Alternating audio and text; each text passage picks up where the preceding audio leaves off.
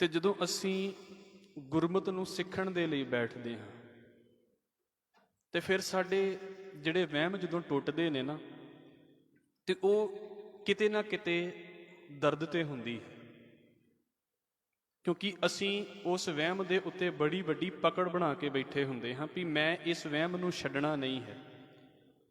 ਪਰ ਜਦੋਂ ਉਹ ਵਹਿਮ ਛੁੱਟਣ ਲੱਗਦਾ ਹੈ ਮੇਰਾ, ਤੇ ਮੈਨੂੰ ਲੱਗਦਾ ਵੀ ਇਹ ਕੁਝ ਗਲਤ ਹੋ ਰਿਹਾ ਮੇਰੇ ਨਾਲ, ਮੈਨੂੰ ਇਸ ਤਰ੍ਹਾਂ ਮਹਿਸੂਸ ਹੁੰਦਾ, ਕਿਉਂਕਿ ਇੱਕ ਤੇ ਉਸ ਕੰਮ ਨੂੰ ਮੈਂ ਕਈ ਸਾਲਾਂ ਤੋਂ ਕਰ ਰਿਹਾ ਹੁੰਦਾ ਔਰ ਹੋ ਸਕਦਾ ਵੀ ਲਗਾਤਾਰ ਕਰ ਰਿਹਾ ਹੋਵਾਂ, ਰੋਜ਼ ਹੀ ਕਰਦਾ ਪਿਆ ਹੋਵਾਂ, ਤੇ ਇੱਕਦਮ ਮੈਨੂੰ ਇਹ ਗੱਲ ਪਤਾ ਲੱਗੇ ਵੀ ਜੋ ਤੁਸੀਂ ਕਰਦੇ ਪਏ ਜੇ ਇਹ ਤੇ ਗਲਤ ਹੈ, ਇਹ ਤੇ ਕਰਨਾ ਹੀ ਨਹੀਂ ਚਾਹੀਦਾ, ਤੇ ਫਿਰ ਦਿੱਕਤ ਤੇ ਆਉਂਦੀ ਹੈ।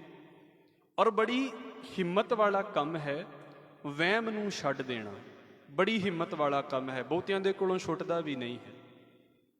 ਅਸੀਂ ਅਕਸਰ, ਕਿਉਂਕਿ ਮੈਂ ਇਸ ਲਾਈਨ ਦੇ ਵਿੱਚ ਵੇਖਦਾ ਹੁੰਦਾ, ਕਈਆਂ ਨੂੰ ਕਹਿ ਦਈਏ ਨਾ ਵੀ ਭਾਈ ਇਹ ਵਹਿਮ ਹੈ, ਉਹ ਮੰਨ ਵੀ ਜਾਣਗੇ ਵੀ ਵਹਿਮ ਹੈ, ਪਰ ਫਿਰ ਨਹੀਂ ਛੁੱਟਦਾ ਵਿਚਾਰਿਆਂ ਦੇ ਕੋਲ, ਨਹੀਂ ਛੁੱਟ ਸਕਦਾ, ਕਿਉਂਕਿ ਵਹਿਮ ਛੱਡਣ ਦੇ ਲਈ ਬੜਾ ਤਗੜਾ ਦਿਲ ਚਾਹੀਦਾ ਹੈ। ਇਹ ਇਦਾਂ ਦੀ ਮੈਂਟੈਲਿਟੀ ਲੈ ਕੇ ਚੱਲਣੀ ਵੀ ਜੋ ਪਿੱਛੇ ਹੋ ਗਿਆ ਹੈ ਉਹ ਹੋ ਗਿਆ, ਜੋ ਪਿੱਛੇ ਕੀਤਾ ਹੈ ਉਹ ਕਰ ਲਿਆ, ਪਰ ਹੁਣ ਜਦੋਂ ਮੈਂ ਛੱਡਣਾ ਹੈ ਨਾ ਅੱਗੇ ਇਸ ਚੀਜ਼ ਨੂੰ, ਤੇ ਕਿੰਨਾ ਸਮਾਂ ਲੱਗੇਗਾ, ਬਸ ਹੁਣੇ ਹੀ ਛੱਡ ਦਿੱਤਾ। ਕਦੋਂ ਵਹਿਮ ਛੱਡਿਆ ਹੈ ਜੀ? ਬਸ ਹੁਣੇ ਹੀ ਛੱਡ ਦਿੱਤਾ ਹੈ। ਇੱਕ ਮੈਂ ਆਪ ਜੀ ਦੇ ਅੱਗੇ ਗੱਲ ਸਾਂਝੀ ਕਰਾਂ ਤੇ ਫਿਰ ਅਸੀਂ ਇੱਥੋਂ ਜਿਹੜੀ ਹੈ ਉਹ ਵਿਚਾਰ ਨੂੰ ਪੜਾਂਗੇ। ਉਹ ਕਹਿੰਦੇ ਨੇ ਵੀ ਇੱਕ ਬੰਦਾ ਆਪਣੇ ਘਰ ਦੇ ਵਿੱਚ ਅਜੇ ਐਂਟਰ ਹੀ ਕੀਤਾ ਤੇ ਉਹਨੂੰ ਉਹਦੀ ਜਿਹੜੀ ਘਰ ਵਾਲੀ ਹੈ ਉਹ ਕਹਿੰਦੀ ਵੀ ਤੁਸੀਂ ਇੱਕ ਖਬਰ ਨੂੰ ਸੁਣਿਆ ਵੀ ਤੁਹਾਡਾ ਜਿਹੜਾ ਗੁਆਂਢੀ ਹੈ ਉਹਨੇ 1 ਮਹੀਨੇ ਬਾਅਦ ਸੰਨਿਆਸੀ ਹੋ ਜਾਣਾ। ਉਹ ਕਹਿੰਦਾ ਸਭ ਤੋਂ ਵੱਡਾ ਝੂਠ ਹੈ, 1 ਮਹੀਨੇ ਬਾਅਦ ਤੇ ਸੰਨਿਆਸੀ ਹੋ ਹੀ ਨਹੀਂ ਸਕਦਾ। ਤਾਂ ਕਹਿੰਦੀ ਵੀ ਫਿਰ ਕਿੱਦਾਂ ਹੋਇਆ ਜਾ ਸਕਦਾ ਸੰਨਿਆਸੀ? ਉਹ ਕਹਿੰਦੇ ਵੀ ਉਸੇ ਵੇਲੇ ਹੀ ਉਹਨੇ ਸੰਨਿਆਸ ਲੈ ਲਿਆ, ਤੇ ਜਦੋਂ ਘਰੋਂ ਬਾਹਰ ਨਿਕਲ ਗਿਆ ਤੇ ਜਾਂਦਾ, ਕਹਿੰਦਾ ਵੀ ਐਦਾਂ ਸੰਨਿਆਸ ਲਿਆ ਜਾਂਦਾ ਹੈ, ਮਹੀਨੇ ਬਾਅਦ ਸੋਚ ਕੇ ਸੰਨਿਆਸ ਨਹੀਂ ਲਿਆ ਜਾਂਦਾ ਹੁੰਦਾ। ਇੱਥੇ ਭਾਵ ਇਹ ਨਹੀਂ ਹੈ ਵੀ ਸੰਨਿਆਸ ਲੈਣਾ ਸਹੀ ਹੈ ਜਾਂ ਗਲਤ ਹੈ, ਇੱਥੇ ਭਾਵ ਇਹ ਹੈ ਵੀ ਜਿਹੜਾ ਵਹਿਮ ਛੱਡਣਾ ਹੈ ਉਹਨੂੰ ਹੁਣੇ ਹੀ ਛੱਡਣਾ ਹੈ, ਔਰ ਇਹਨਾਂ ਦਿਨਾਂ ਦੇ ਵਿੱਚ ਹੀ, ਐਸੇ ਵੇਲੇ ਹੀ ਛੱਡਣਾ ਹੈ। ਗੁਰਦੁਆਰੇ ਵਿੱਚ ਜਦੋਂ ਅਸੀਂ ਆਉਂਦੇ ਹਾਂ ਤੇ ਇੱਕ ਤੇ ਅਸੀਂ ਜਦੋਂ ਇੱਥੇ ਆ ਰਹੇ ਹਾਂ ਆਪਣੇ ਵਹਿਮ ਵੀ ਅਸੀਂ ਇੱਥੇ ਹੀ ਛੱਡ ਜਾਣੇ ਨੇ, ਬਸ ਵਾਪਸ ਨਹੀਂ ਕੋਈ ਨਾਲ ਲੈ ਕੇ ਜਾਣਾ। ਤੇ ਜੇ ਗੁਰਦੁਆਰੇ ਵਿੱਚ ਆ ਕੇ ਵੀ ਮੈਂ ਵਹਿਮੀ ਹੀ ਹੋ ਗਿਆ ਹਾਂ, ਜਿੱਦਾਂ ਆਪਾਂ ਪਿਛਲੇ ਦਿਨਾਂ ਤੋਂ ਕਈ ਵਿਚਾਰਾਂ ਕਰਦੇ ਪਏ ਹਾਂ, ਤੇ ਜੇ ਇੱਥੇ ਵੀ ਆ ਕੇ ਵਹਿਮੀ ਹੀ ਰਹਿਣਾ ਹੈ, ਵਹਿਮ ਭਰਮ ਹੀ ਕਰਨੇ ਨੇ, ਤੇ ਫਿਰ ਮੈਂ ਗੁਰੂ ਨਾਨਕ ਸਾਹਿਬ ਸੱਚੇ ਪਾਤਸ਼ਾਹ ਦੀ ਸਿੱਖੀ ਦੇ ਨੇੜੇ ਕਿੱਥੇ ਹੋਇਆ ਹਾਂ। ਭਾਈ ਗੁਰਦਾਸ ਸਾਹਿਬ ਨੇ ਬੜੀ ਵੱਡੀ ਲਿਸਟ ਗਣਾਈ ਹੈ ਇੱਥੇ, ਤੇ ਲਗਭਗ ਉਹਦੇ ਵਿੱਚੋਂ ਜੇ ਅਸੀਂ ਸਾਰੇ ਨਹੀਂ ਤੇ ਅੱਧੇ ਵਹਿਮ ਇੱਦਾਂ ਦੇ ਨੇ ਜਿਹੜੇ ਅਸੀਂ ਕਰਦੇ ਹਾਂ ਜਾਂ ਲੋਕਾਂ ਨੂੰ ਕਰਦਿਆਂ ਹੋਇਆਂ ਵੇਖਦੇ ਹਾਂ। ਤੇ ਬੇਨਤੀ ਮੈਂ ਫੇਰ ਕਰ ਦੇਵਾਂ, ਇਹਨੂੰ ਸਮਝਣ ਦਾ ਫਾਇਦਾ ਤਾਂ ਹੈ ਜੇ ਛੱਡ ਦੇਣਾ ਹੈ, ਤੇ ਛੱਡਣ ਦਾ ਫਾਇਦਾ ਇੱਦਾਂ ਹੈ ਵੀ ਦਲੇਰੀ ਕਰਕੇ ਛੱਡ ਦੇਣਾ ਵੀ ਜੋ ਹੋਇਆ ਬਸ ਪਿੱਛੇ ਹੋ ਗਿਆ, ਅੱਗੇ ਤੋਂ ਅਸੀਂ ਨਹੀਂ ਕਰਾਂਗੇ ਇਸ ਚੀਜ਼ ਨੂੰ। ਭਾਈ ਗੁਰਦਾਸ ਸਾਹਿਬ ਕਹਿੰਦੇ ਨੇ, ਸਾਉਣ ਸਗੁਨ ਵਿਚਾਰ ਨੇ 9 ਗ੍ਰਹਿ 12 ਰਾਸ ਵਿਚਾਰਾ। ਸਾਉਣ ਜਿਹੜਾ ਹੈ ਨਾ ਇੱਕ ਸ਼ਾਸਤਰ ਹੈ, ਜਿਹਦੇ ਵਿੱਚ ਇੱਦਾਂ ਕਹਿ ਲਓ ਵੀ ਜੋਤਿਸ਼ ਸ਼ਾਸਤਰ ਦੀ ਗੱਲ ਆਉਂਦੀ ਹੈ। ਹੁਣ ਜੋਤਿਸ਼ ਸ਼ਾਸਤਰ ਦਾ ਇੱਕ ਪੜ੍ਹਾਈ ਵਾਲਾ ਪਾਸਾ ਹੈ, ਤੇ ਬਹੁਤੇ ਲੋਕ ਜਿਹੜੇ ਨੇ ਉਹ ਇਹਨਾਂ ਦੇ ਕੋਲ ਜਾਂਦੇ ਨੇ ਵੀ ਸਾਨੂੰ ਆਉਣ ਵਾਲੇ ਸਮੇਂ ਦੀ ਜਾਣਕਾਰੀ ਦੇ ਦਿਓ। ਇਹ ਪੜ੍ਹਾਈ ਹੈ, ਕਿਉਂਕਿ ਤਾਰਿਆਂ ਦਾ ਹਿਸਾਬ ਲਗਾ ਕੇ, ਗ੍ਰਹਿਾਂ ਦਾ ਹਿਸਾਬ ਲਗਾ ਕੇ ਤੇ ਇਹ ਲੋਕਾਂ ਨੂੰ ਦੱਸਦੇ ਨੇ, ਔਰ ਬਾਕਾਇਦਾ ਇਹਨਾਂ ਦੀਆਂ ਡਿਗਰੀ ਮਿਲਦੀ ਹੈ ਇਸ ਚੀਜ਼ ਦੀ ਵੀ ਇਸ ਬੰਦਾ ਜਿਹੜਾ ਐਸਟਰੋਲੋਜਰ ਹੁੰਦੇ ਨੇ ਇਹਦੀ ਪੜ੍ਹਾਈ ਹੈ। ਔਰ ਸੁਭਾਵਿਕ ਜੀ ਗੱਲ ਹੈ, ਸਾਨੂੰ ਸਾਡੇ ਆਉਣ ਵਾਲੇ ਸਮੇਂ ਦੇ ਬਾਰੇ ਪਤਾ ਨਹੀਂ, ਤੇ ਕੋਈ ਕਵੇ ਵੀ ਮੈਂ ਤੁਹਾਨੂੰ ਦੱਸ ਦੇਵਾਂਗਾ ਵੀ ਤੁਹਾਡੇ ਨਾਲ ਕੀ ਹੋਣਾ, ਲੋਕੀ ਭੱਜੇ ਜਾਂਦੇ ਨੇ ਉਹਦੇ ਬਾਰੇ ਵੀ ਹਾਂ ਉਹਨੂੰ ਪਤਾ ਹੈ ਸਾਡੇ ਨਾਲ ਕੀ ਹੋ ਜਾਣਾ। ਤੇ ਮੈਂ ਕੱਲ ਵੀ ਬੇਨਤੀ ਕੀਤੀ ਸੀ ਜਾਂ ਪਰਸੋਂ ਬੇਨਤੀ ਕੀਤੀ ਸੀ ਵੀ ਜੇਕਰ ਸਾਨੂੰ ਇਸ ਗੱਲ ਦਾ ਪਤਾ ਹੋਵੇ ਵੀ ਜਿਹੜਾ ਅਸੀਂ ਕਾਰੋਬਾਰ ਸ਼ੁਰੂ ਕਰਨਾ ਹੈ ਤੇ ਉਹਨੇ ਚੱਲਣਾ ਹੀ ਨਹੀਂ ਹੈ, ਤੇ ਅਸੀਂ ਕੰਮ ਸ਼ੁਰੂ ਹੀ ਨਹੀਂ ਕਰਾਂਗੇ, ਤੇ ਹੋ ਸਕਦਾ ਹੀ ਜੇ ਕਿਤੇ ਸ਼ੁਰੂ ਕਰ ਲੈਂਦੇ ਤੇ ਚੱਲ ਵੀ ਪੈਂਦਾ, ਪਰ ਅਸੀਂ ਉਹਦੇ ਆਖੇ ਲੱਗ ਕੇ ਤੇ ਉਹ ਕੰਮ ਕੀਤਾ ਹੀ ਨਹੀਂ। ਇਹ ਬੜਾ ਵੱਡਾ ਧੰਦਾ ਹੈ। ਮੈਂ ਬੇਨਤੀ ਕਰ ਦੇਵਾਂ, ਪੜ੍ਹਾਈ ਵਾਲੇ ਪਾਸੇ ਤੋਂ ਕੋਈ ਕਰਦਾ ਪਿਆ ਹੈ ਤੇ ਵਾਹ ਭਲੀ ਗੱਲ ਹੈ, ਪਰ ਮੈਂ ਇਹ ਵੀ ਆਪ ਜੀ ਦੇ ਅੱਗੇ ਰੱਖ ਦੇਵਾਂ, ਅਸੀਂ ਇਹਨਾਂ ਚੀਜ਼ਾਂ ਦੇ ਵਿੱਚ ਨਹੀਂ ਯਕੀਨ ਰੱਖਣਾ ਹੈ, ਨਹੀਂ ਫਸਣਾ ਹੈ। ਇੱਕ ਬਚਨ ਹੈ, ਮੈਂ ਸੁਣਿਆ ਪਿਆ ਸੀ ਇਸ ਪਾਸੇ ਤੋਂ, ਬੱਚੇ ਨੂੰ ਚੁੱਪ ਕਰਾਓ ਵਾਹਿਗੁਰੂ ਜੀ, ਕਿ ਜੇ ਤੁਸੀਂ ਕਿਸੇ ਨੂੰ ਉਹਦਾ ਭਵਿੱਖ ਦੱਸ ਦਿੰਦੇ ਜੇ ਤੇ ਤੁਸੀਂ ਉਹਦੀਆਂ ਉਮੀਦਾਂ ਹੀ ਖਾ ਜਾਂਦੇ ਜੇ। ਜੋ ਉਹਨੇ ਉਮੀਦ ਲਾਈ ਹੁੰਦੀ ਆ ਨਾ ਵੀ ਤੇਰੇ ਨਾਲ ਇਦਾਂ ਹੋ ਜਾਵੇਗਾ, ਤੇਰੇ ਨਾਲ ਆ ਚੰਗਾ ਹੋ ਜਾਵੇਗਾ, ਤੁਸੀਂ ਉਹਨੂੰ ਦੱਸ ਦਿੱਤਾ ਉਹਦਾ ਭਵਿੱਖ ਵੀ ਤੇਰੇ ਨਾਲ ਇਦਾਂ ਹੀ ਹੋਣਾ ਹੈ, ਉਹਦੀਆਂ ਸਾਰੀਆਂ ਉਮੀਦਾਂ ਤੇ ਪਾਣੀ ਫਿਰ ਜਾਵੇਗਾ, ਸਾਰੀਆਂ ਉਮੀਦਾਂ ਤੇ। ਕੀ ਉਮੀਦ ਕਰੇਗਾ? ਜਿਹਨੂੰ ਪਹਿਲਾਂ ਹੀ ਪਤਾ ਵੀ ਤੂੰ 6 ਮਹੀਨਿਆਂ ਬਾਅਦ ਬਿਮਾਰ ਹੋ ਜਾਣਾ, ਉਹ ਅੱਜ ਹੀ ਬੈਠ ਜਾਵੇਗਾ ਮੈਂ ਕਮਾਈ ਕਦੇ ਲਈ ਕਰਨੀ ਹੈ ਕਿਉਂਕਿ ਮੈਂ ਤਾਂ ਬਿਮਾਰ ਹੋ ਜਾਣਾ। ਉਹ ਕਿਉਂ ਕਮਾਈ ਕਰੇਗਾ? ਉਹਨੂੰ ਪਤਾ ਵੀ ਇੰਨਾ ਦੌੜ ਭੱਜ ਕਰਨ ਦੀ ਕੀ ਲੋੜ ਹੈ, ਕੱਲ੍ਹ ਨੂੰ ਬਿਮਾਰ ਹੀ ਹੋਣਾ ਹੈ, ਅੱਜ ਕਿਉਂ ਨਹੀਂ ਬੈਠ ਜਾਂਦੇ ਇਸ। ਇੱਦਾਂ ਦੇ ਖਿਆਲਾਂ ਵਾਲੇ ਲੋਕ, ਔਰ ਕਿੰਨੇ ਲੋਕ ਦੌੜਦੇ ਨੇ ਇਹਨਾਂ ਚੀਜ਼ਾਂ ਦੇ ਪਿੱਛੇ। ਕਿੰਨੇ ਲੋਕ ਸਵੇਰੇ ਸਵੇਰ ਉਹਨਾਂ ਦੇ ਕੋਲ ਬੈਠੇ ਹੁੰਦੇ ਨੇ, ਜੀ ਸਾਨੂੰ ਰਾਸ਼ੀਆਂ ਦੇ ਬਾਰੇ ਦੱਸੋ। ਔਰ ਇਹ ਅੱਜ ਕੱਲ੍ਹ ਜਿਹੜਾ ਹੈ ਨਾ, ਉਹ ਕਮਰਸ਼ੀਅਲਾਈਜੇਸ਼ਨ ਦਾ ਸਮਾਂ ਚੱਲਦਾ ਪਿਆ ਹੈ। ਹਰ ਕੋਈ ਮਸ਼ਹੂਰ ਹੋਣਾ ਚਾਹੁੰਦਾ ਹੈ, ਤੇ ਤੁਹਾਨੂੰ ਵੀ ਪਤਾ ਹੈ ਵੀ ਥੋੜ੍ਹੇ ਜਿਹੇ ਪੈਸੇ ਲਾਓ ਤੇ ਸਾਰਾ ਦਿਨ ਐਡ ਚੱਲਦੀ ਰਹਿੰਦੀ ਹੈ। ਜਦੋਂ ਸਾਰਾ ਦਿਨ ਐਡ ਚੱਲੇਗੀ, ਲੋਕ ਆਪਣੇ ਆਪ ਹੀ ਜਿਹੜੇ ਨੇ ਉਹ ਗਾਹਕ ਬਣ ਜਾਂਦੇ ਨੇ। ਜਦੋਂ ਲੋਕ ਗਾਹਕ ਬਣ ਗਏ ਤੇ ਉਹਦੇ ਵਿੱਚੋਂ ਥੋੜ੍ਹਾ ਬਹੁਤਾ ਕਿਤੇ ਖਰਚਾ ਕਰਨਾ ਵੀ ਪੈ ਗਿਆ ਤੇ ਕੀ ਦਿੱਕਤ ਹੈ। ਕਈ ਸਾਧ ਇੱਦਾਂ ਦੇ ਨੇ ਜਿਨ੍ਹਾਂ ਦੇ ਅਕਾਊਂਟ ਦੇ ਵਿੱਚ ਪੈਸੇ ਪਾਉਣ ਦੇ ਲਈ ਲੋਕਾਂ ਦੀ ਭੀੜ ਬੈਂਕਾਂ ਦੇ ਵਿੱਚ ਖੜੀ ਹੁੰਦੀ ਹੈ, ਤੇ ਉਹ ਜੇ ਕਿਤੇ 1 ਘੰਟੇ ਦਾ ਸ਼ੋਅ ਟੀਵੀ ਤੇ ਚਲਾ ਵੀ ਦੇਣਗੇ ਤੇ ਕੀ ਫਰਕ ਪੈਂਦਾ ਹੈ? ਲੋਕੀ ਤੇ ਡਿੱਗਦੇ ਪਏ ਨੇ ਵਹਿਮਾਂ ਦੇ ਵਿੱਚ। ਤੇ ਮੈਂ ਬੇਨਤੀ ਕਰ ਦੇਵਾਂ, ਹਰ ਇੱਕ ਨੂੰ ਪੈਸੇ ਦੀ ਇੰਨੀ ਜ਼ਿਆਦਾ ਭੁੱਖ ਹੈ, ਜਿਹੜੇ ਇੱਕ ਵਾਰ ਇਹ ਖਬਰ ਚਲਾ ਦਿੰਦੇ ਨਾ ਵੀ ਫਲਾਣੀ ਥਾਂ ਤੇ ਪਖੰਡ ਕਰਦਾ ਕੋਈ ਬਾਬਾ ਫੜਿਆ ਗਿਆ, ਕੋਈ ਜੋਤਸ਼ੀ ਫੜਿਆ ਗਿਆ, ਉਹਨਾਂ ਦੇ ਵਿੱਚੋਂ 70% ਚੈਨਲ ਉਹ ਹੁੰਦੇ ਨੇ ਜਿਹੜੇ ਸਵੇਰੇ ਉਹਨਾਂ ਜੋਤਸ਼ੀਆਂ ਦੇ ਚੈਨਲ ਸ਼ੋਅ ਚਲਾ ਰਹੇ ਹੁੰਦੇ ਨੇ ਵੀ ਅੱਜ ਤੁਹਾਨੂੰ ਆਹ ਰਾਸ਼ੀ ਦੇ ਬਾਰੇ ਦੱਸਿਆ ਜਾਵੇਗਾ ਤੇ ਆਹ ਰਾਸ਼ੀ ਦੇ ਬਾਰੇ ਦੱਸਿਆ ਜਾਵੇਗਾ। ਕਿਉਂ? ਕਿਉਂਕਿ ਉਹਨਾਂ ਨੂੰ ਦੋਵੇਂ ਪਾਸੋਂ ਤੋਂ ਪੈਸੇ ਮਿਲਦੇ ਨੇ। ਉਹਨੂੰ ਵਿਰੋਧ ਕੀਤਾ ਤਾਂ ਵੀ ਪੈਸੇ ਮਿਲ ਗਏ, ਉਹਦਾ ਸ਼ੋਅ ਚੱਲਦਾ ਪਿਆ ਹੈ, ਉਹਨੂੰ ਤਾਂ ਵੀ ਪੈਸੇ ਮਿਲ ਗਏ। ਇਹਦੇ ਪਿੱਛੇ ਬੜਾ ਵੱਡਾ ਇੱਕ ਕਾਰੋਬਾਰ ਹੈ ਵੀ ਮਾਰਕੀਟ ਕਿਵੇਂ ਘੁੰਮਦੀ ਹੈ ਇਹਨਾਂ ਚੀਜ਼ਾਂ ਦੇ ਪਿੱਛੇ।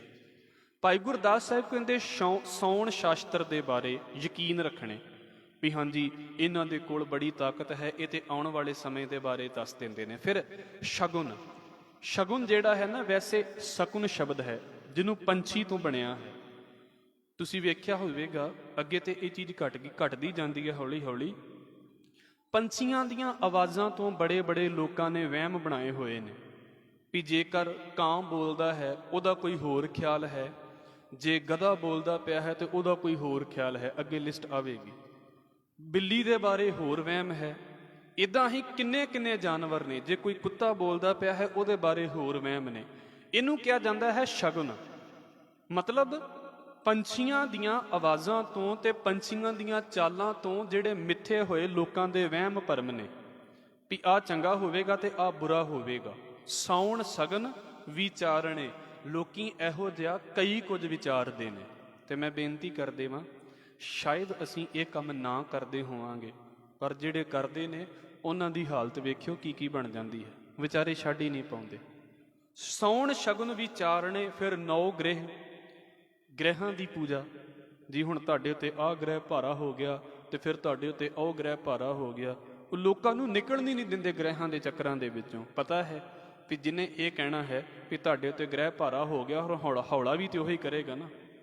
ਹੌਲੇ ਕਰਨ ਦਾ ਉਪਾਅ ਵੀ ਉਹਨੇ ਕੋਲ ਰੱਖਿਆ ਹੋਇਆ ਹੈ ਵੀ ਗ੍ਰਹਿ ਭਾਰਾ ਹੋ ਗਿਆ ਤੇ ਉਹਨੂੰ ਹੌਲਾ ਅਸੀਂ ਕਰ ਸਕਦੇ ਹਾਂ। ਫਿਰ ਕੀ ਕੀਤਾ ਜਾਂਦਾ ਜੀ? ਤੁਹਾਨੂੰ ਵੀ ਪਤਾ ਹੈ ਵੀ ਇਹਦੀ ਸੋਮਵਾਰ ਪੂਜਾ ਕਰ ਲਿਓ, ਇਹਦੀ ਮੰਗਲਵਾਰ ਪੂਜਾ ਕਰ ਲਿਓ, ਇਹਦੀ ਬੁੱਧ ਵੀਰਵਾਰ ਕਰ ਲਿਓ ਤੇ ਇੰਨੇ ਦਾ ਤੁਸੀਂ ਉਪਾਅ ਕਰ ਲਿਓ, ਆਹ ਰੰਗ ਦਾ ਪ੍ਰਸ਼ਾਦ ਚੜਾ ਦਿਓ ਤੇ ਵੇਖੋ ਜੀ ਤੁਹਾਡਾ ਗ੍ਰਹਿ ਟਲ ਜਾਵੇਗਾ। ਮੈਂ ਫਿਰ ਕਹਿ ਦੇਵਾਂ, ਦਿਲ ਤਗੜਾ ਕਰਕੇ ਇਹਨੂੰ ਸੁਣਨਾ ਹੈ ਤੇ ਇਹਨਾਂ ਵਹਿਮਾਂ ਦੇ ਵਿੱਚੋਂ ਨਿਕਲਣਾ ਹੈ। ਤੇ ਨਿਕਲਣਾ ਕਦੋਂ ਹੈ? ਬਸ ਅੱਜ ਹੀ ਨਿਕਲ ਜਾਣਾ ਹੈ। ਕੋਈ ਲੰਮਾ ਸਮਾਂ ਨਹੀਂ ਲਾਉਣਾ ਵੀ ਕੱਲ ਸੋਚਾਂਗੇ ਇਸ ਚੀਜ਼ ਦੇ ਬਾਰੇ।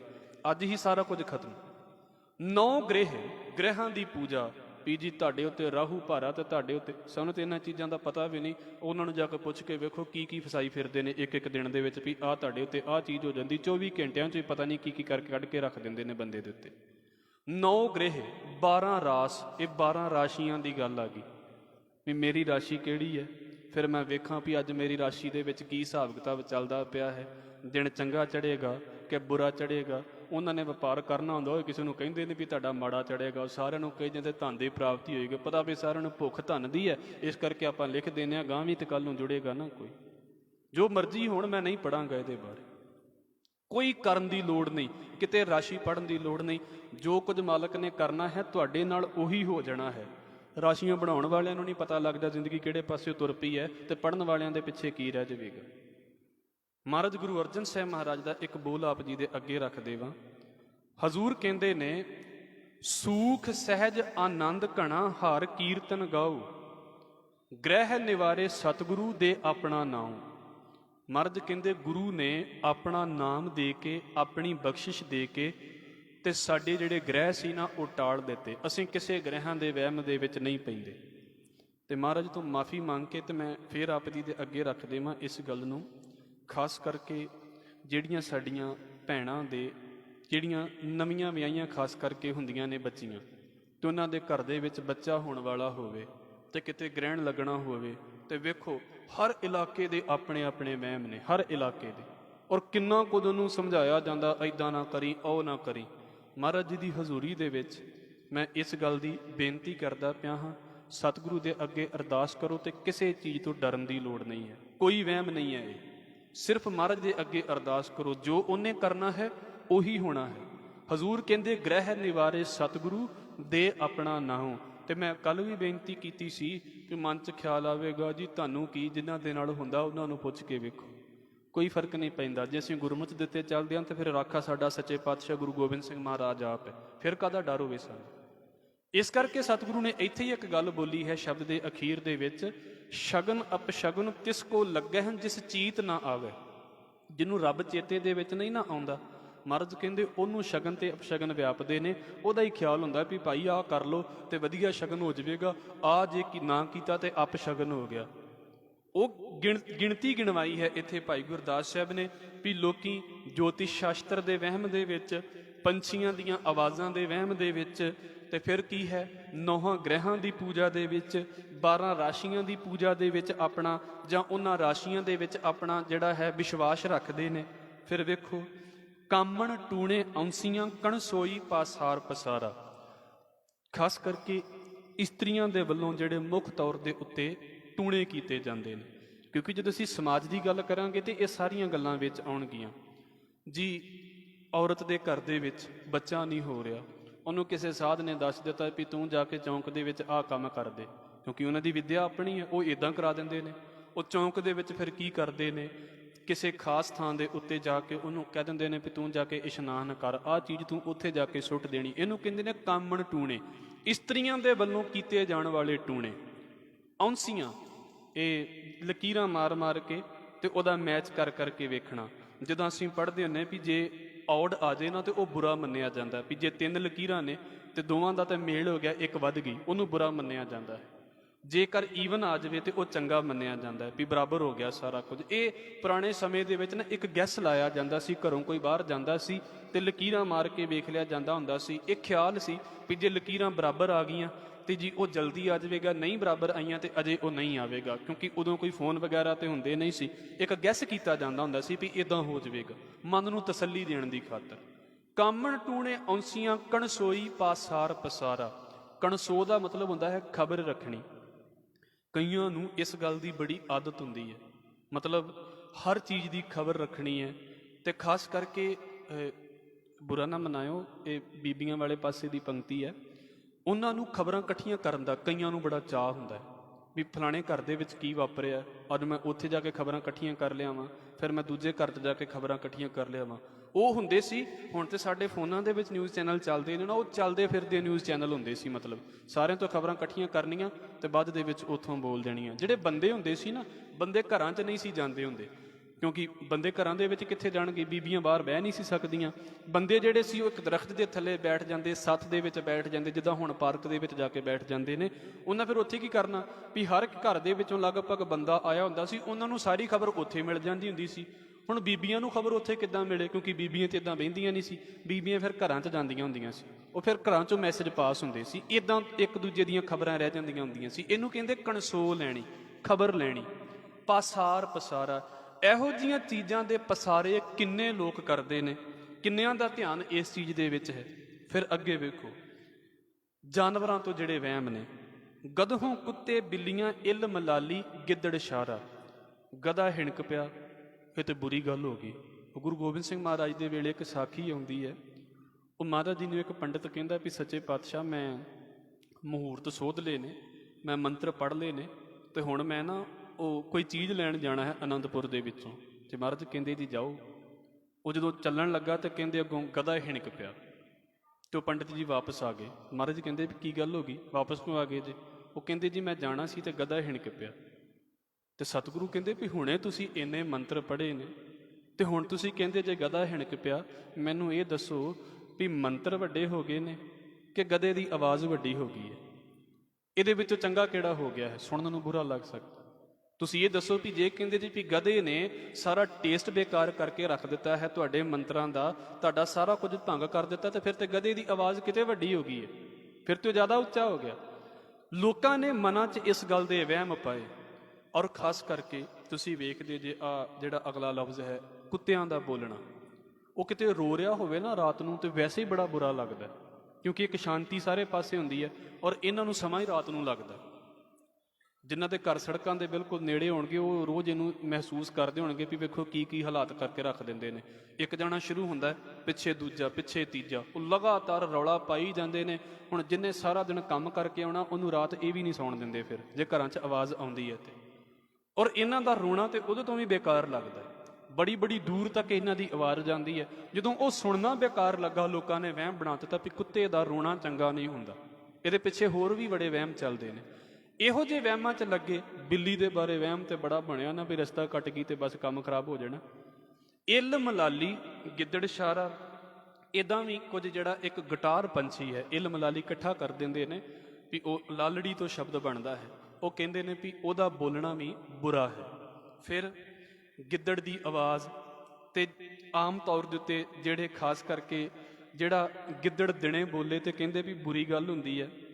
ਤੇ ਫਿਰ ਇਹ ਬੜੇ ਬੜੇ ਵੱਡੇ ਵਹਿਮ ਨੇ। ਮੈਂ ਸਾਰੇ ਨੂੰ ਡਿਟੇਲ ਦੇ ਵਿੱਚ ਨਹੀਂ ਕਹਿ ਸਕਦਾ, ਜਿਨ੍ਹਾਂ ਨੂੰ ਪਤਾ ਹੋਵੇਗਾ ਉਹ ਜੀਂਦੇ ਹੋਣਗੇ, ਕਿਉਂਕਿ ਤੁਸੀਂ ਨਹੀਂ ਕਰਦੇ ਤੇ ਇਸ ਕਰਕੇ ਜ਼ਿਆਦਾ ਕਰਨ ਦੀ ਲੋੜ ਵੀ ਨਹੀਂ ਇਹਨਾਂ ਚੀਜ਼ਾਂ ਨੂੰ। ਪਿੰਡਾਂ ਦੇ ਵਿੱਚ ਬਹੁਤ ਵੱਡੇ ਨੇ ਇਸ ਪਾਸੇ ਤੋਂ ਵਹਿਮ।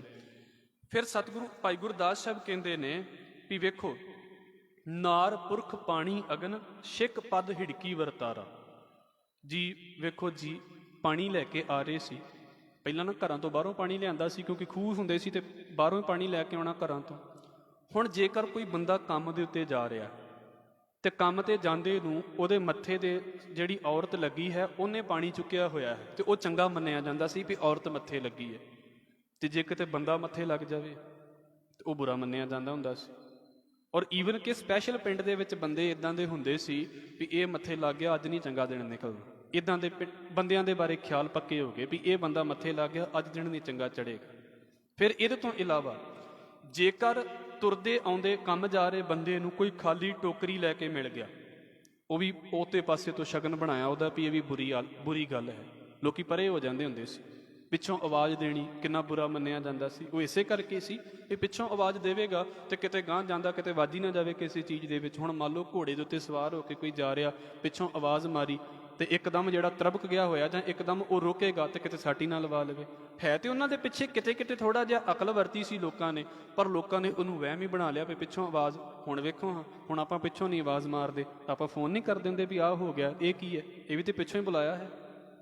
ਇਸ ਕਰਕੇ ਇਹਨਾਂ ਚੀਜ਼ਾਂ ਦੇ ਵਿੱਚ ਨਾਰ ਪੁਰਖ ਪਾਣੀ ਅਗਨ, ਅੱਗ ਦਾ ਵਹਿਮ, ਤੇ ਫਿਰ ਛਿੱਕਾਂ ਦਾ ਵਹਿਮ। ਜੀ ਮੈਂ ਤੁਰਨ ਲੱਗਾ ਤੇ ਛਿੱਕ ਮਾਰ ਦਿੱਤੀ ਕਿਸੇ ਨੇ, ਇਹ ਤੇ ਅਜੇ ਵੀ ਚੱਲਦਾ ਹੋਵੇਗਾ ਨਾ। ਛਿੱਕ ਪਦ ਹਿੜਕੀ ਵਰਤਾਰਾ, ਹਿਚਕੀਆਂ ਦੇ ਬਾਰੇ ਆਪਣੇ ਵਹਿਮ। ਤੇ ਫਿਰ ਨਾਲ ਕੀ ਗੱਲ ਕੀਤੀ, ਥਿਤ ਵਾਰ ਭੱਦਰਾ ਭਰਮ ਦਿਸਾ ਸੂਲ ਸਹਿਸਾ ਸੰਸਾਰਾ। ਥਿਤੀ ਤਰੀਕਾਂ ਦੇ ਵਹਿਮ ਵੀ ਆਹ ਤਰੀਕ ਚੰਗੀ ਤੇ ਆਹ ਤਰੀਕ ਮਾੜੀ, ਥਿੱਤਾਂ ਦੇ ਵਹਿਮ। ਵਾਰ ਜੀ ਕਿਹੜਾ ਵਾਰ ਚੰਗਾ ਜੀ, ਸੋਮਵਾਰ ਚੰਗਾ ਤੇ ਮੰਗਲਵਾਰ ਮਾੜਾ ਹੈ, ਬੁੱਧਵਾਰ ਚੰਗਾ ਜੀ, ਵੀਰਵਾਰ ਤੇ ਮਾੜਾ ਹੈ, ਤੇ ਫਿਰ ਸ਼ੁੱਕਰਵਾਰ ਜਿਹੜਾ ਹੈ ਉਹ ਚੰਗਾ ਤੇ ਸ਼ਨੀਵਾਰ ਬੁਰਾ ਹੈ। ਇੱਦਾਂ ਦੇ ਵਹਿਮ ਤੁਸੀਂ ਵੇਖੋ।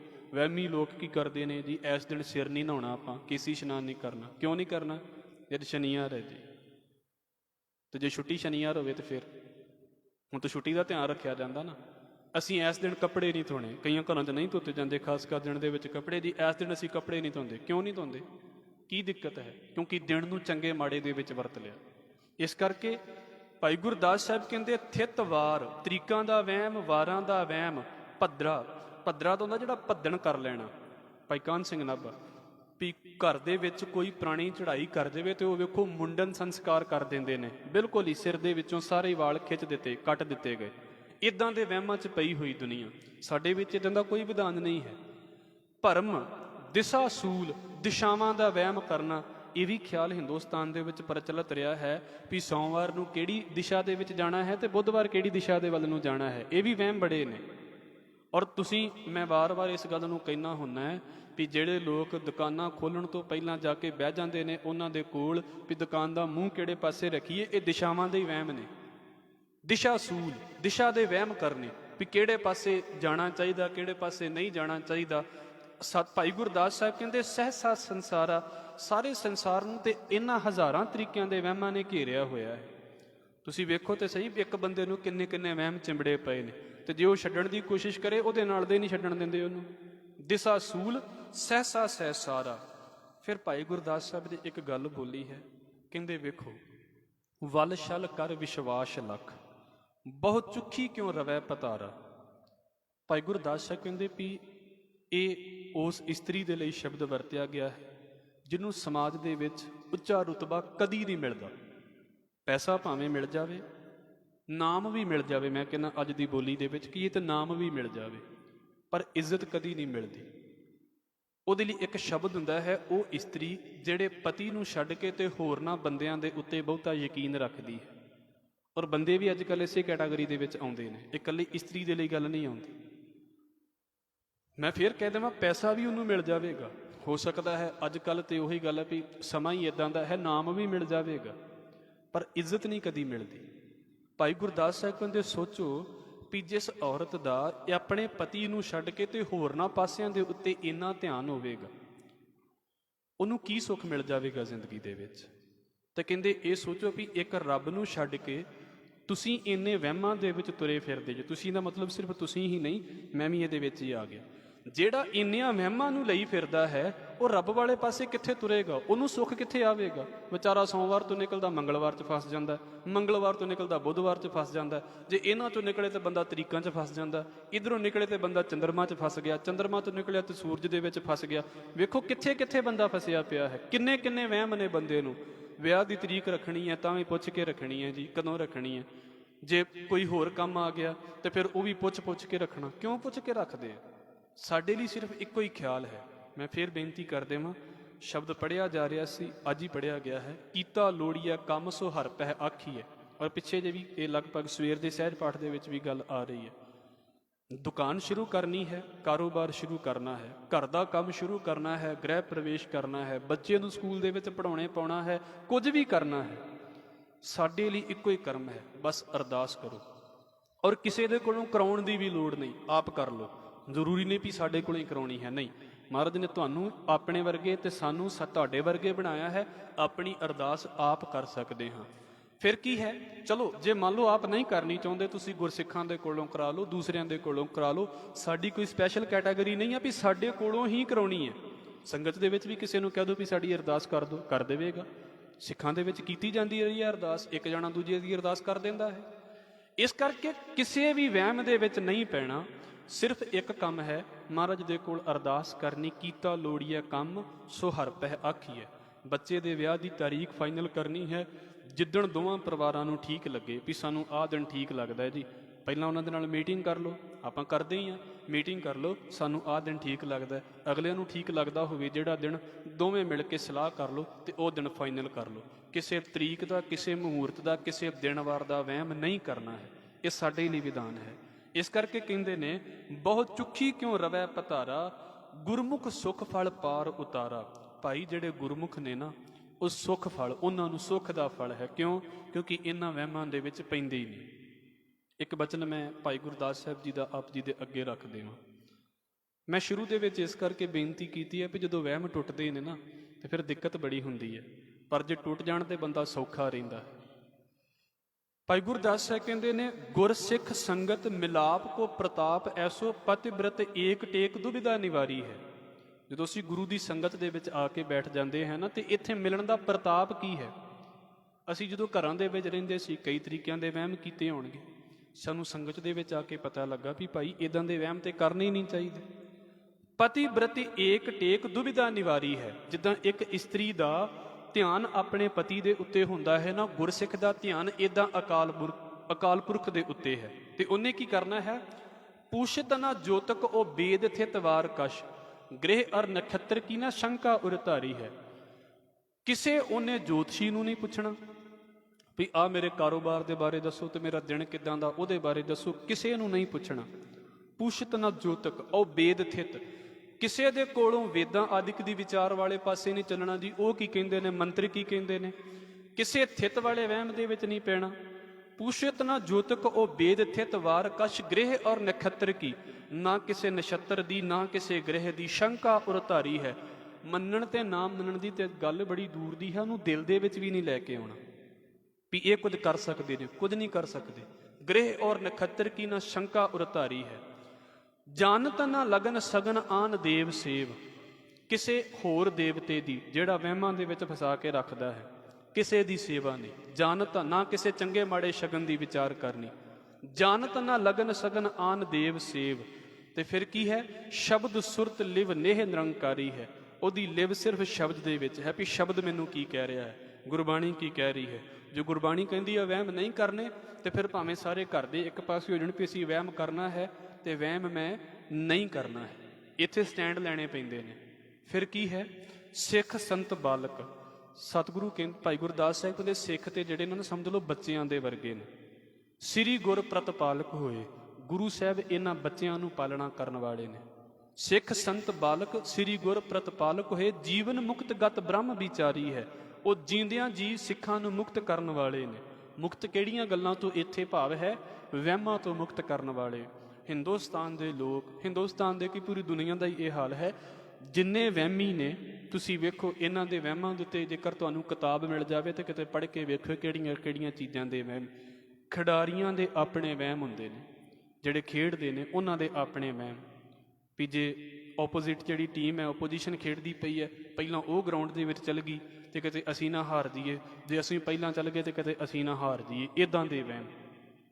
ਪਵਿੱਤਰਤਾ ਮਰਿਆਦਾ ਇਹ ਅਲੱਗ ਚੀਜ਼ਾਂ ਨੇ, ਪਰ ਉਹਨਾਂ ਦੇ ਵਹਿਮ ਆਪਣੇ ਨੇ। ਧਾਰਮਿਕ ਬੰਦਿਆਂ ਦੇ ਵਹਿਮ ਆਪਣੇ, ਸਮਾਜ ਵਾਲਿਆਂ ਦੇ ਵਹਿਮ ਆਪਣੇ। ਇੰਨੇ ਵਹਿਮਾਂ ਦੇ ਵਿੱਚ ਫਸੇ ਹੋਏ ਲੋਕ। ਤੇ ਆਖਰੀ ਗੱਲ ਕਹਿ ਕੇ ਮੈਂ ਸਮਾਪਤੀ ਕਰਾਂਗਾ। ਭਾਈ ਗੁਰਦਾਸ ਸਾਹਿਬ ਕਹਿੰਦੇ ਗੁਰਮੁਖ ਸੁੱਖ ਫਲ ਪਾਰ ਉਤਾਰਾ, ਗੁਰਮੁਖਾਂ ਨੂੰ ਸੁੱਖ ਫਲ ਇਹੀ ਮਿਲਿਆ ਹੈ, ਉਹ ਪਾਰ ਉਤਰ ਗਏ ਵੀ ਕਿਸੇ ਤਰੀਕੇ ਦੇ ਵਹਿਮ ਦੇ ਵਿੱਚ ਨਹੀਂ ਪੈਂਦੇ। ਜਦੋਂ ਅਸੀਂ ਇਸ ਚੀਜ਼ ਨੂੰ ਯਕੀਨ ਦੇ ਵਿੱਚ ਰੱਖ ਕੇ ਚੱਲਦੇ ਹਾਂ ਨਾ ਵੀ ਭਾਈ ਕੋਈ ਵਹਿਮ ਨਹੀਂ ਕਰਨਾ, ਤੇ ਮੈਂ ਫਿਰ ਕਹਿ ਦੇਵਾਂ ਸਾਡਾ ਦਿਲ ਤੇ ਮੰਨਦਾ ਹੈ ਵੀ ਹਾਂਜੀ ਠੀਕ ਹੈ ਜੀ ਇਹਦਾ ਵਹਿਮ ਨਹੀਂ ਕਰਨਾ ਚਾਹੀਦਾ, ਪਰ ਅਸੀਂ ਫੇਰ ਕਰ ਲੈਂਦੇ, ਅਸੀਂ ਫੇਰ ਨਹੀਂ ਹਟਦੇ। ਚੰਗੇ ਭਲੇ ਬੰਦਿਆਂ ਨੂੰ ਸਮਝ ਵੀ ਹੈ ਵੀ ਇਹਨਾਂ ਚੀਜ਼ਾਂ ਦੇ ਨਾਲ ਕੁਝ ਨਹੀਂ ਹੁੰਦਾ, ਨਾ ਕਿਸੇ ਧਾਗੇ ਨੇ ਰੱਖਿਆ ਕਰਨੀ ਤੇ ਨਾ ਕਿਸੇ ਰੱਖ ਨੇ ਰੱਖਿਆ ਕਰਨੀ, ਕੁਝ ਨਹੀਂ ਕਰਨਾ ਇਹਨਾਂ ਨੇ। ਪਰ ਹੁੰਦਾ ਕੀ ਹੈ, ਬੰਦੇ ਨੂੰ ਫਿਰ ਵੀ ਲੱਗਦਾ ਵੀ ਸ਼ਾਇਦ ਕਿਤੇ ਕੁਝ ਹੋ ਹੀ ਨਾ ਜਾਵੇ। ਮਹਾਰਾਜ ਕਹਿੰਦੇ ਗੁਰ ਕਾ ਸ਼ਬਦ ਰਖਵਾਰੇ ਚੌਕੀ ਚੌਗਿਰਦ ਹਮਾਰੇ, ਸਾਡੇ ਲਈ ਗੁਰੂ ਦਾ ਸ਼ਬਦ ਹੀ ਰਖਵਾਲਾ ਕਰਨ ਵਾਲਾ ਹੈ। ਤਾਤੀ ਵਾਓ ਨਾ ਲੱਗਈ ਪਾਰ ਬ੍ਰਹਮ ਸਰਣਾਈ, ਚੌਗਿਰਦ ਹਮਾਰਾ ਰਾਮ ਕਾਰ ਦੁੱਖ ਲੱਗੈ ਨਾ ਭਾਈ, ਸਾਨੂੰ ਕੋਈ ਵੀ ਦੁੱਖ ਨਹੀਂ ਵਿਆਪੇਗਾ, ਮਾਲਕ ਸਾਡੇ ਨਾਲ ਹੈ। ਕਿਸੇ ਵੀ ਤਰੀਕੇ ਦੇ ਵਹਿਮ ਦੇ ਵਿੱਚ ਜੇ ਕੋਈ ਪਾਉਣਾ ਵੀ ਚਾਹਵੇ ਤੇ ਚੁੱਪ ਕਰਕੇ ਪਰੇ ਹੋ ਜਾਓ ਵੀ ਜਾਓ ਭਾਈ ਅਗਲਾ ਘਰ ਲੱਭ ਲਓ, ਇੱਥੇ ਕੋਈ ਵਹਿਮ ਨਹੀਂ ਹੈ, ਇੱਥੇ ਵਹਿਮ ਦੇ ਵਿੱਚ ਨਹੀਂ ਪੈਣਾ। ਮੈਂ ਥੋੜ੍ਹੇ ਦਿਨ ਪਹਿਲਾਂ ਵੀ ਬੇਨਤੀ ਕੀਤੀ ਸੀ ਕਿ ਦਮਦਮਾ ਸਾਹਿਬ ਦੇ ਲਾਗੇ ਤਲਵੰਡੀ ਸਾਬੋ ਦੇ ਲਾਗੇ ਪਿੰਡ ਸੀ ਨਾ, ਉਹ ਸਾਰੇ ਪਿੰਡ ਦੇ ਜਾਨਵਰ ਕਿਤੇ ਬਿਮਾਰੀ ਹੋ ਗਈ ਪਿੰਡ ਦੇ ਵਿੱਚ, ਤੇ ਸਾਰੇ ਪਿੰਡ ਦੇ ਬਾਬੇ ਦੇ ਵੱਲ ਦੌੜੇ ਫਿਰਨ, ਤੇ ਉਹ ਬਾਬਾ ਕਹਿੰਦਾ ਸੀ ਵੀ ਲਾਈਟ ਬੰਦ ਰੱਖਿਓ, ਸ਼ਾਮਾਂ ਨੂੰ ਆਪਾਂ ਧੂਣੀ ਦੇ ਕੇ ਤੇ ਸਾਰੇ ਪਿੰਡ 'ਚ ਨਿਕਲਾਂਗੇ। ਮੈਂ ਥੋੜ੍ਹੇ ਦਿਨ ਪਹਿਲਾਂ ਘਟਨਾ ਸਾਂਝੀ ਕੀਤੀ ਸੀ, ਤੇ ਸਾਰੇ ਪਿੰਡ ਨੇ ਮੰਨ ਲਿਆ। ਤੇ ਇੱਕ ਪਰਿਵਾਰ ਜਿਹੜਾ ਸੀ ਉਹਨੇ ਨਾ ਤੇ ਲਾਈਟਾਂ ਬੰਦ ਕੀਤੀਆਂ, ਤਾਂ ਕਹਿੰਦਾ ਵੀ ਇਹ ਸਾਡੇ ਘਰ ਦੇ ਵਿੱਚ ਵੀ ਨਾ ਆਵੇ। ਪਿੰਡ ਵਾਲਿਆਂ ਨੇ ਬਾਈਕਾਟ ਕਰਤਾ ਉਹਦਾ, ਉਹ ਰੌਲਾ ਪੈ ਗਿਆ, ਅੰਧ ਵਿਸ਼ਵਾਸ ਫੈਲਾਉਣ ਦਾ ਕੇਸ ਹੋ ਜਾਣਾ ਸੀ ਉਹਨਾਂ ਦੇ ਉੱਤੇ। ਪੰਚਾਇਤ ਨੂੰ ਪਤਾ ਲੱਗ ਗਿਆ ਵੀ ਸਾਰੇ ਪਾਸੇ ਰੌਲਾ ਪੈ ਜਾਣਾ, ਬਦਨਾਮੀ ਪਿੰਡ ਦੀ ਹੋ ਜਾਣੀ ਹੈ। ਉਹਨਾਂ ਨੇ ਫਿਰ ਸਮਝੌਤਾ ਕਰ ਲਿਆ ਵੀ ਠੀਕ ਹੈ ਅਸੀਂ ਵਾਪਸ ਲੈ ਲੈਂਦੇ। ਹੋ ਸਕਦਾ ਹੈ ਬੜੇ ਜਣੇ ਨਾਰਾਜ਼ ਵੀ ਹੋ ਜਾਣ ਵੀ ਤੁਸੀਂ ਕਿਉਂ ਨਹੀਂ ਮੰਨਦੇ, ਤੁਹਾਡੇ ਪਹਿਲਾਂ ਵੱਡੇ ਮੰਨਦੇ ਹੁੰਦੇ ਸੀ। ਬੜੇ ਜਣੇ ਨਾਰਾਜ਼ ਵੀ ਹੋ ਸਕਦੇ ਨੇ, ਸਾਡੇ ਨਾਲ ਹੋ ਜਾਂਦੇ ਨੇ, ਕੋਈ ਨਹੀਂ, ਹੋ ਜਾਣ ਨਾਰਾਜ਼, ਫਿਰ ਕਿਹੜੀ ਗੱਲ ਹੈ, ਨਿਭਣਾ ਕਿੰਨੇ ਪੱਕਾ ਨਾਲ ਹੈ। ਇਸ ਕਰਕੇ ਜਿਹੜੇ ਨਾਰਾਜ਼ ਹੋ ਗਏ, ਕੋਈ ਗੱਲ ਨਹੀਂ, ਸਤਿਗੁਰੂ ਕਹਿੰਦੇ ਮੁਠੜੇ ਸੇਈ ਸਾਥ ਜਿੰਨੀ ਸੱਚ ਨਾ ਲੱਦਿਆ। ਜਿਨ੍ਹਾਂ ਨੇ ਸੱਚ ਨਹੀਂ ਲੱਦਣਾ ਨਾ, ਉਹਨਾਂ ਨੇ ਤੁਹਾਡੇ ਨਾਲੋਂ ਵੱਖ ਹੋ ਹੀ ਜਾਣਾ ਹੈ ਔਰ ਆਪਣੇ ਆਪ ਹੀ ਹੋ ਜਾਣਾ ਹੈ। ਇਸ ਕਰਕੇ ਇਸ ਚੀਜ਼ ਦੇ ਵਿੱਚੋਂ ਕੋਈ ਵਹਿਮ ਭਰਮ ਨਹੀਂ ਕਰਨਾ। ਭਰੋਸਾ ਅਕਾਲ ਪੁਰਖ ਵਾਹਿਗੁਰੂ ਦੇ ਉੱਤੇ, ਉਹਦੇ ਅੱਗੇ ਅਰਦਾਸ ਕਰਕੇ ਤੇ ਕੰਮ ਸ਼ੁਰੂ ਕਰ ਦਿਓ। ਇੱਜ਼ਤ ਦਾ, ਸਰੀਰ ਦਾ, ਕਾਰੋਬਾਰ ਦਾ, ਹਰ ਇੱਕ ਚੀਜ਼ ਦਾ ਰਾਖਾ ਅਕਾਲ ਪੁਰਖ ਵਾਹਿਗੁਰੂ ਆਪ ਹੈ। ਸਿੱਖਾਂ ਨੂੰ ਮਹਾਰਾਜ ਨੇ ਇਸ ਵਹਿਮ ਦੇ ਵਿੱਚੋਂ ਕੱਢਿਆ ਹੈ। ਗੁਰੂ ਨਾਨਕ ਦੇ ਅਸੀਂ ਬੱਚੇ ਹਾਂ, ਇਸ ਕਰਕੇ ਇਹਨਾਂ ਵਹਿਮਾਂ ਦੇ ਵਿੱਚੋਂ ਪਾਰ ਹੋਈਏ। ਫਿਰ ਵੀ ਆਪ ਜੀ ਦਾ ਕਿਸੇ ਤਰੀਕੇ ਦਾ ਇਹਦਾ ਸਵਾਲ ਹੋਵੇ ਵੀ ਆਹ ਵਹਿਮ ਚੰਗਾ ਕਿਹਾ, ਵਹਿਮ ਮਾੜਾ, ਤੇ ਆਪ ਜੀ ਕਿਰਪਾ ਕਰਕੇ ਸਾਂਝਾ ਕਰ ਲੈਣਾ। ਆਪਾਂ ਕਿਤੇ ਸਮੇਂ ਦੇ ਵਿੱਚ ਇਹਨੂੰ ਵਿਚਾਰ ਲਵਾਂਗੇ। ਅੱਜ ਦੇ ਸਮੇਂ ਦੀ ਇੱਥੇ ਸਾਡੀ ਸਮਾਪਤੀ ਹੈ ਜੀ। ਫਤਿਹ ਦੇ ਨਾਲ ਸਾਂਝ ਪਾਓ ਜੀ। ਵਾਹਿਗੁਰੂ ਜੀ ਕਾ ਖਾਲਸਾ, ਵਾਹਿਗੁਰੂ ਜੀ ਕੀ ਫਤਿਹ। ਧੰਨ ਵਾਹਿਗੁਰੂ ਸਾਹਿਬ ਜੀਓ।